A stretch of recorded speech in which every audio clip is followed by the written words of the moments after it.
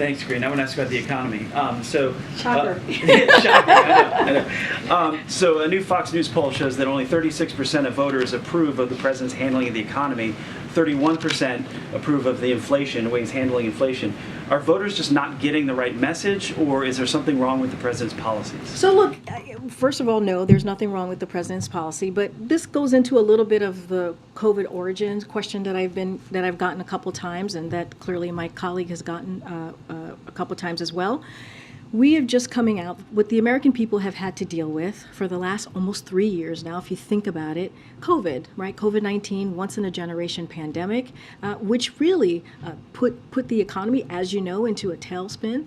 And the president, when he walked in, the last administration did not have a comprehensive plan on how to deal with COVID and how to make sure that we were getting people shots in arms. As simple as that. How do we get the economy back on its feet?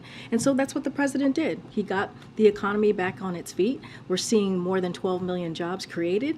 We're seeing a lot of improvement where we make sure that we do not leave people behind, and we're building the economy from the bottom up and middle out. Now look, obviously, inflation is still too high.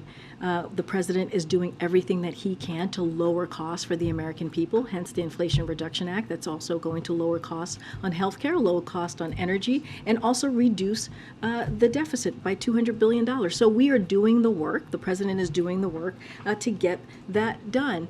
But look, as I said, inflation is still is too high, and we're going to continue to focus on that. But we believe that the president's economic policy is working, and all you have to do is look at the data. And let's not forget, we had the Putin's war, right? We have Putin's war that increased gas prices, that helped increase inflation. That was a problem, and that's why the president took historic action on gas prices. So we're going to continue to act. So when does the president then tell those people whose wages are rising, but rising less than inflation is rising, when can those people expect their wages to outpace inflation? So look, we have talked about this many times, that we are headed into a more stable and steady growth, and we think that, and I think I've mentioned this last time, there might be some setbacks at times, but we're going to continue to pursue that what we believe an economic plan, the president's economic plan. Again, that's growing the economy, making sure we don't leave anybody behind, and continue to push that forward.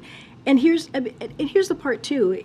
And we have to talk about this, or at least I have to talk about this, which is, we have the president and Democrats who are doing the work to try and grow the economy, and then we have Republicans who want to do the complete opposite. They want to repeal the Inflation Reduction Act, which is actually going to hurt the economy, which is actually going to increase health, if you think about the health prices, and it's going to actually increase energy costs, because that's what the Inflation Reduction Act is supposed to do, and is going to raise havoc on the deficit.